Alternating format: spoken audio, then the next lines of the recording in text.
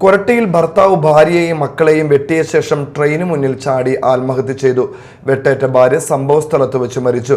ഗുരുതരമായി പരിക്കേറ്റ കുട്ടികൾ സ്വകാര്യ ആശുപത്രിയിൽ ചികിത്സയിലാണ്. കൊരട്ടി പോലീസ് അന്വേഷണം ആരംഭിച്ചു. കൊരട്ടി ഖന്നാനഗർ കൊഴുപ്പുള്ളി വീട്ടിൽ ബിനുവാണ് വീടിനകത്ത് ഉറങ്ങുകയായിരുന്ന ഭാര്യ ഷീജ, മക്കളായ അഭിനവ്, അനുഗ്രഹ എന്നിവരെ വെട്ടിയത്. ഷീജ സംഭവസ്ഥലത്ത് വെച്ച് തന്നെ മരിച്ചു. കൃത്യത്തിന് ശേഷം ട്രെയിന് തലവച്ച് ബിനു മരിച്ചു.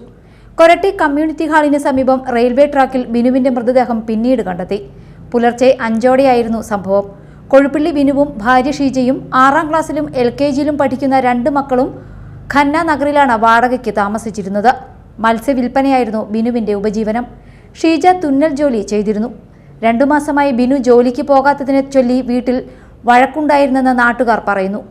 പുലർച്ചെ 5:30 മുറിവേറ്റ ശരീരവുമായി കുട്ടികൾ തൊട്ടടുത്ത ക്ഷേത്ര പരിസരത്തേക്ക് ഓടിയെത്തിയപ്പോഴാണ് ഉത്സവത്തിനെത്തിയ നാട്ടുകാർ വിവരമറിയുന്നത്.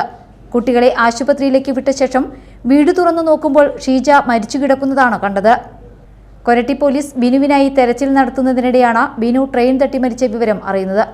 കൊരട്ടി കമ്മ്യൂണിറ്റി ഹാളിന് പിൻവശത്തെ റെയിൽവേ ട്രാക്കിലായിരുന്നു മൃതദേഹം. Media time, Chalakudy.